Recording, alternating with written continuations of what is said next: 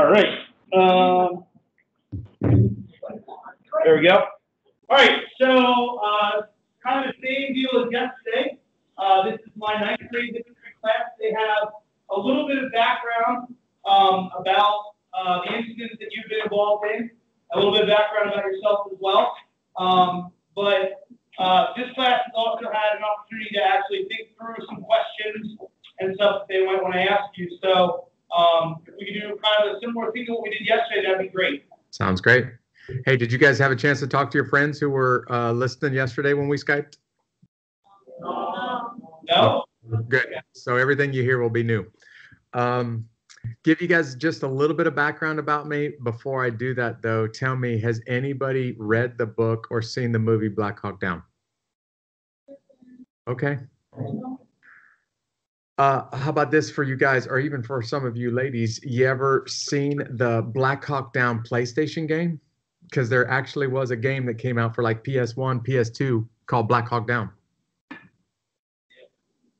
All right, it's a long time ago. Anyway,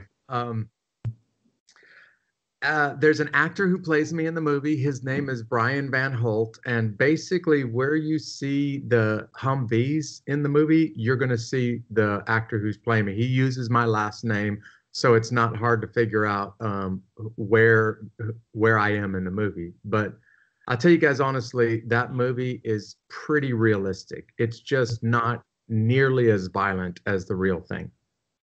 So let me give you a little bit about my background. I was in the Army. I joined while I was still in high school and left straight out of high school. Before I went to Somalia, I had already been to 2 previous combat tours, one to the invasion of Panama in 1989, and then in 1991, I went to Kuwait as part of Desert Storm. And by 93, that's the events of Somalia. I stayed around the Army for a number of years after that, and went many times to Afghanistan and Iraq. But really, my job in Somalia was to lead the Humvees in and out of the city streets. And in the middle of that big battle, lasted all night long, one of the guys that was sitting right behind me was killed instantly, and my vehicles were shot to pieces. I went in and out of the city streets multiple times that night and stayed out there until 9 o'clock the next morning. That's a little bit about what I did while I was in the Army. I will say this, my faith, I had this really strong Christian faith before I joined the Army, and my faith made such an impact on me when guys around me thought they were going to die, and I was pretty sure I was going to die. I had a sense of peace, and after the big battle was over with, I felt God calling me into the ministry, so I became an Army chaplain for my last 10 years in the Army, and now I pastor a church outside of a really large Army base in Georgia. I've done all the talking I want to do. Why don't you guys ask me whatever questions you want me to answer for you? What questions do you guys have? All right, what was the mission like for you? Like the environment of the mission, like what was going through your head as you were going through the streets in the Humvees? Sure. When we first went in the city streets for this mission, it was more intense. Now, you need to know that this wasn't the first time that we've done a mission over there. This is the 7th mission that we've done. But this one, there was more gunfire as soon as we rolled into the streets that day. But I still wasn't, I didn't really believe that I would die because most of that gunfire wasn't that accurate. Within a matter of a couple of minutes of getting there and getting notified that I had to take one of the wounded Rangers back, when Dominic Pillow was shot and killed right behind me, I got to the point where I was convinced that I was going to die. And I don't mean just me, but I was responsible for 10 men, and I thought all 10 of us are going to die. And basically, I spent the rest of the night pretty sure all of us are going to die. None of us are going to survive this thing. Which, again, I don't know how my friends did that who didn't share the same faith that I had. Does that answer your question? Yeah.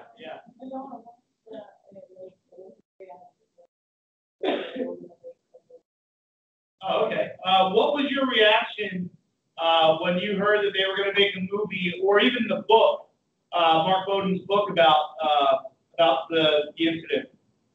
I hated it at first. Don't get me wrong, I'm really proud of the book and the movie now.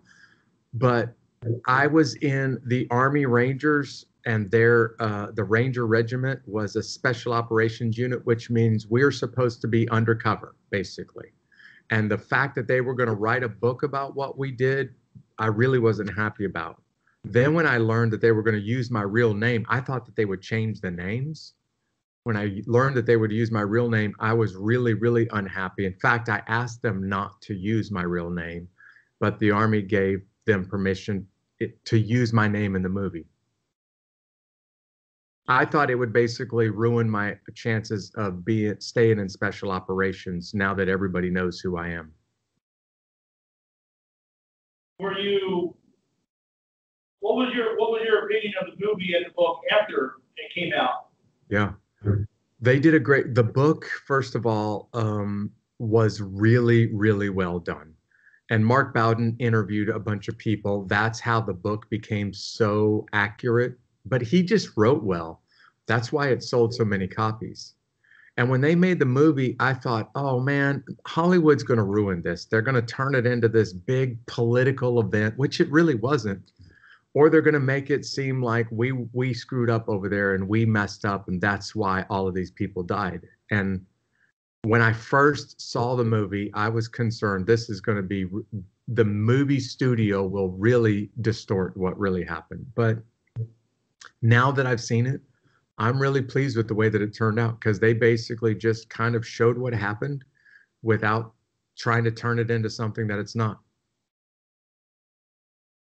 Now, you guys need to know, by the way, whoever saw the movie back there in the back of the room, that movie doesn't have 10% of the violence that the real thing had. And it's a pretty violent movie.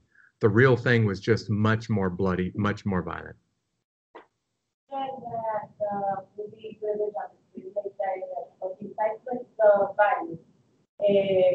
What things did the movie like so I don't know if you heard that. She said, aside from the violence, like not having the violent parts within the movie, is there anything that you feel the movie failed to cover or failed to convey to the audience? The movie tried to do this, but it was really hard for them to do. One, you didn't get a chance to see the people that were starving to death. So you know that when we sent Marines and Army over to Somalia, that was because already about 300,000 people have died from starvation. You guys are aware of that, right? And they went over there to try to start providing food. But then the Somali warlords, those guys with a bunch of guns, started taking the food away from the rest of the people of Somalia, and started, using the food to control the crowds and make people fight for them. So the guys and gals that we saw in Somalia were very, very skinny, and literally our nickname for them is we called them the skinnies, because they were most of them, almost all of them, basically close to starving to death. If you saw somebody who looked like they had normal weight, that was basically a guy who was using guns to steal other people's food. So the people in the movie, they don't really look as skinny as the real deal, but I don't think I've seen anybody who's as skinny as those starving Somalis when we were over there. But the second thing that is really different about the movie, is you had crowds in the movies of like 10 or 20 or 50, but in reality, those crowds are more like 100 or 200 or 500. So our best guess is that there were about 200 of us on the streets that day, and we were fighting somewhere around 10 to 20,000 armed Somalis. I want you to think about it this way. The people of the country of Somalia went to the capital city, Mogadishu, to get food. That's where this big fight happened. But Mogadishu is a really small city. So it's about, it's about 1.5 miles wide and about 7 miles long. And it had about 1.5 million people in it. Ramsey, what was your question? Did no combat people want you about it after the second Black Hawk went down? So when the second Black Hawk went down, I had heard somewhere that accepting volunteers from the base to go back in. I know you mentioned yourself that you had gone back in many times. At any point were there non-combat people, like people that didn't have like same training that were like, hey, these are my friends, I want to go in? Yeah. When you say non-combat people, that doesn't really apply to Rangers. So the way that Rangers work, the Army's Ranger Regiment, is that everybody is considered at their essence to be a Ranger gunfighter. Then some guys are specialized as like aircraft mechanics or as supply clerks or intelligence guys. But the guys that do intelligence or the cooks or the supply clerks, that's what they do most of the time. And then you have a whole lot of guys that are just gunfighters the whole time. So yes, the rest of the night I had the supply clerks and the cooks and the intelligence analysts on my vehicles with me. After this first gunfight and after guys were shot and killed and wounded around me, I asked those guys to go with me. In fact, in the back of the room, if you remember this scene from the movie Black Hawk Down, when I'm getting ready to drive out into the city streets, a guy comes running up and says, hey, can I go with you, Sergeant? And I say, hey, do you have any ammo? And he says, yeah. And I say, fine, get on, come on. And basically that really happened. The guy was a cook and said, hey, can I join you? And I said, yeah, if you got a gun and some ammo, jump in, let's go. I need all of the guys and gals that I can. It was just guys over there, but all the guys that we can to go out there with me. Yeah.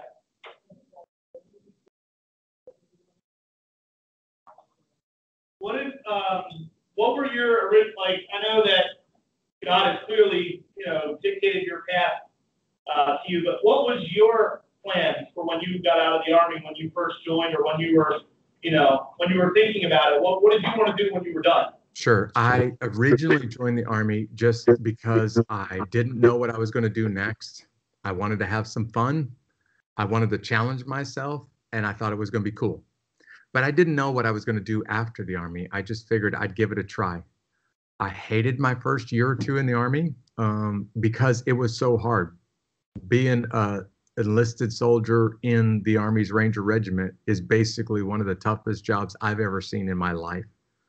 But as I started to get a little bit more rank, as I started to get to know the guys that I work with, I started to enjoy it more. And by the time I'd been in the Army about 2 years, I loved it and didn't ever want to leave. In fact, I thought, I'm just going to do this for the rest of my life. That was my original plan.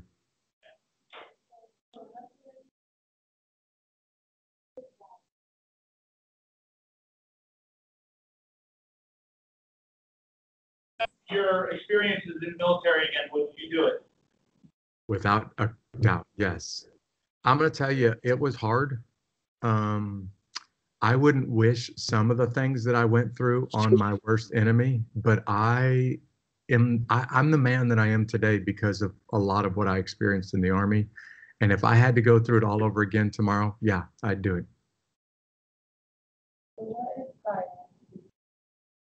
What inspired you? How did you become a pastor? Like, what inspired you to choose being a pastor?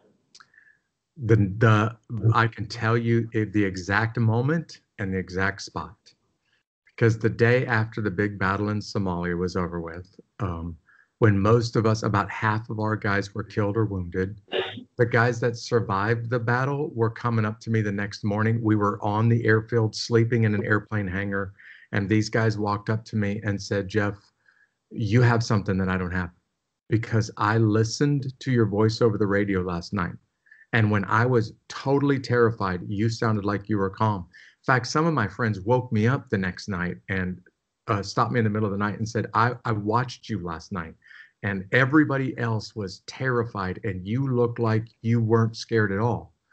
And I said, well, actually I was scared, but they asked me, what's different? You have something that I don't have.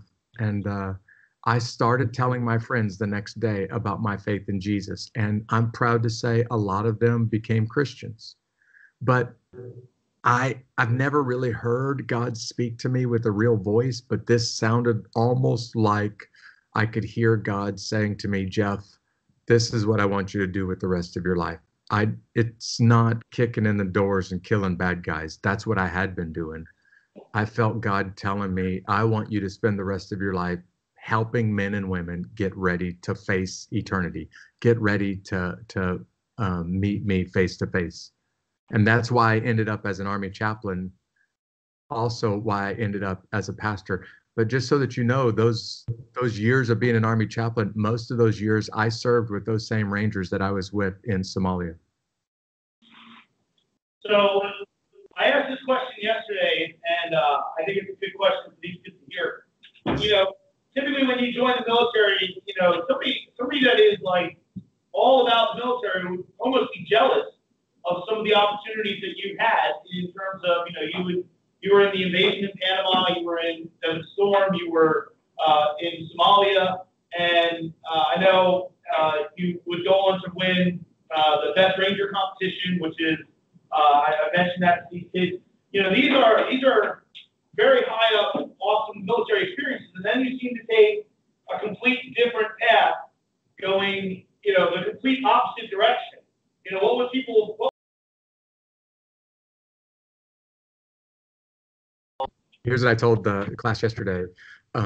Everyone pretty much knew about my faith in the Army because I was the guy who didn't cuss like everybody else is, didn't drink, didn't get in trouble like everybody else is.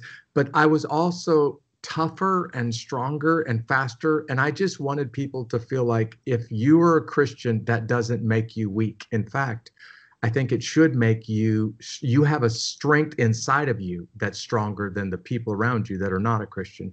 So a lot of the way that I lived as an Army Ranger, those things that you just mentioned, were to just show my friends, hey, I got this source of strength inside of me. I didn't tell them right away that I was getting called into the ministry. The only people that I really felt comfortable talking to about that was my pastor and the chaplain of my unit. But at some point, I decided I'm going to have to tell them, my friends, that I'm being called into the ministry. And when I started to tell them this, it's like everybody started to talk about it. And they were saying things like, Jeff went crazy. I think Jeff's going to go be a missionary. And I said, I didn't say anything about missionary. I just said ministry.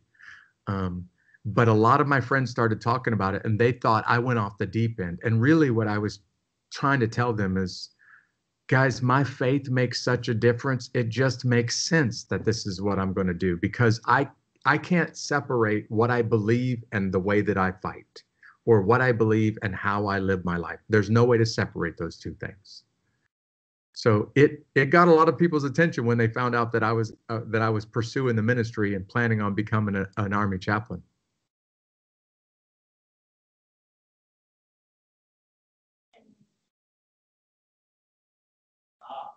So as you were, I mean, when did you become a Christian, if you don't mind? 13 years old, my next door neighbors. I didn't grow up in church. My mom and dad never went to church, never took me to church. At 13 years old, my next door neighbors talked to me about Jesus for the first time in my life. And later on that night, I knelt by my bed and surrendered my soul to Jesus, and he radically changed me. So then, after high school, you joined the military. How do you put yourself in those situations, like in Somalia, where, you know, you have to do your job, but how do you deal with, you know, thou shalt not kill, and you know, the Bible says about those kinds of things? You ask the number one question that I've been asked probably more than 3,000 times in my life. Somebody's asked me this question, no exaggeration. It's takes a little bit of time to explain. I'm going to give you the short version of the answer to this question, but I never struggled with this one personally.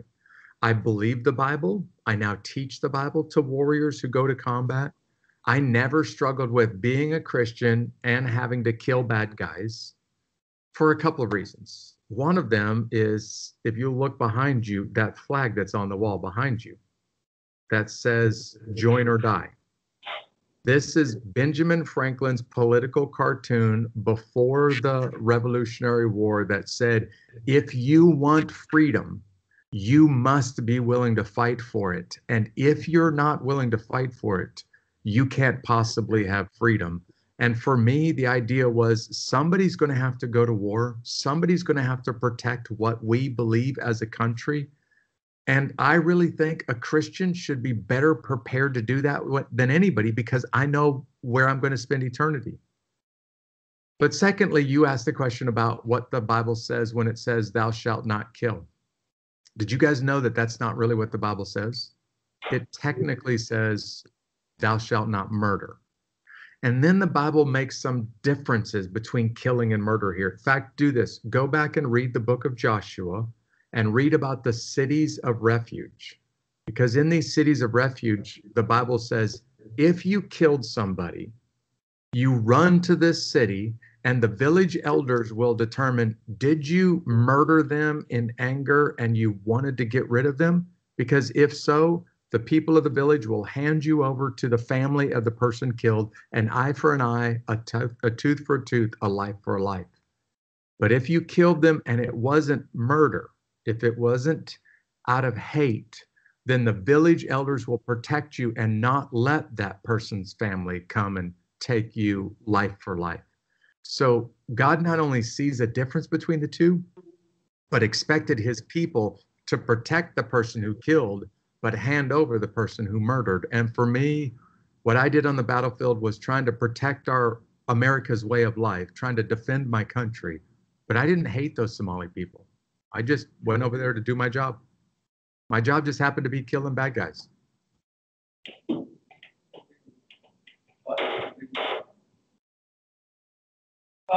Could you briefly explain, we didn't give any background about Panama. Could you briefly explain about Panama? Yeah. The U.S. sent a very small force over there to go get the country's leader and depose him from power. Manuel Noriega was the president of Panama at the time. Noriega used to work for the CIA, had a lot of inside information. He kind of used his connection with the CIA to become the country's leader. He was a general in their army before becoming the country's leader, but after becoming the country's leader, he kind of took over and started to abuse his own people. He started using drugs and drug money to force people to do what he wanted them to do. He was ultimately voted out of power, but he refused to step down. And then he started to target U.S. Marines and soldiers that were stationed in Panama. And when that happened, at the time, President George Bush, the first Bush, decided to send in a force called Operation Just Cause to go get Noriega, capture him, and bring him back to the United States. He stood trial and spent the rest of his life in a prison in Miami, Florida for what he did. One of the other things I gave them background on was Operation Red Wings and the story of Mike Murphy and so on. What was your involvement with that? Sure. I was in Afghanistan at the time that this whole thing went down. Now, the guys from Operation Red Wings and us didn't work directly with one another, but we knew that they were going out there to do their thing. And when they started to get under intense gunfire, when they started to get shot to pieces, and ultimately when Marcus Luttrell started to run away and tried to escape without getting captured or killed, we got notified. We started putting airplanes in the air and started dropping lots of bombs between Marcus Luttrell and the Taliban that were trying to kill him. At some point, we lost contact with Luttrell, and we ended up sending a force in there to try to get him. Our helicopters took a bunch of Luttrell's friends, the SEALs, in there, and one of our helicopters was shot down, and everybody on board was killed. I ended up having to do the memorial ceremony over in Afghanistan for that helicopter crew. But when we finally did find Luttrell, when we found out where he was, we sent in Rangers, specifically Rangers from my unit, Charlie Company, 2nd Ranger Battalion, to go get him. And if you read the end of Marcus Luttrell's book, Lone Survivor, he will tell you that it's the Rangers that actually went and grabbed him and brought him back to safety. Anybody else have questions?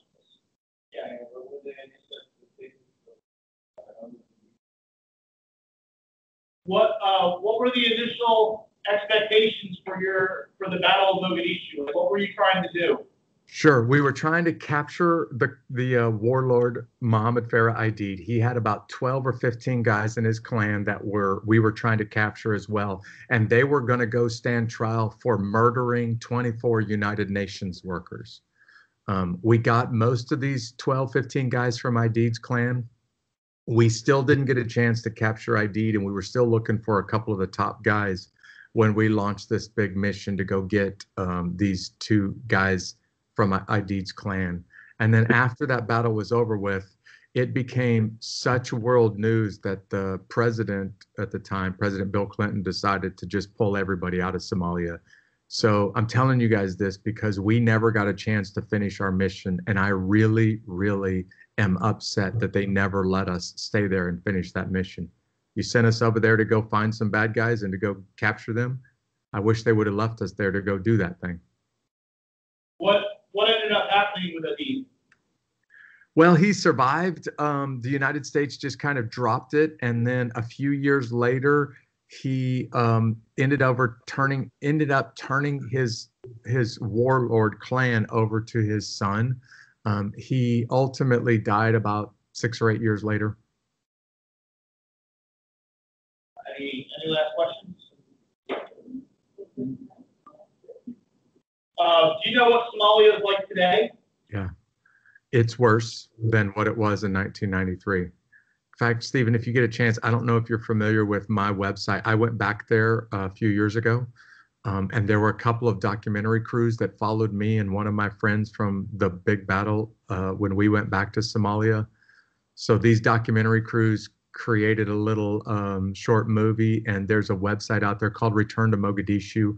And in that website, I tell people it's 20 years later, and it was worse when I went back there in 2013 than when I was over there in that big battle in the first place. And it's because this terrorist organization called Al-Shabaab basically took over Mogadishu and is killing people and destroying things all over the place. It's sad that the place is worse today than what it was when I was over there.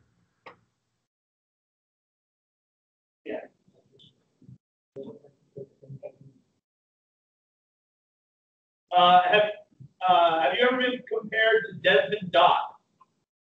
Do I know who Desmond Doss is? Well, first off, do you know who Desmond Doss is? Yes, he is, in my opinion, the greatest Medal of Honor recipient in American history. And you've known some personally. Yeah. Because you knew I had them do a worksheet, and they did a little bit of research about your friends Randy and Gary Gordon and Randy Shugart, yeah. Desmond Doss is the one guy who was a conscientious objector who went to war anyway and was willing to serve as a medic, even though he wasn't armed, and put himself in harm's way. And I will tell you that Desmond Doss is a story that every American needs to read. He was amazing. Well, we're almost done here. Jeff, thank you again for your time. Yeah. Hey, guys, thanks for giving me the chance to talk to you. Hope y'all are having fun down there in the Caribbean. Looks like it's a little bit warmer there than it is here in Georgia. Yeah, a little bit. Thanks again. See you guys later. Bye. Bye.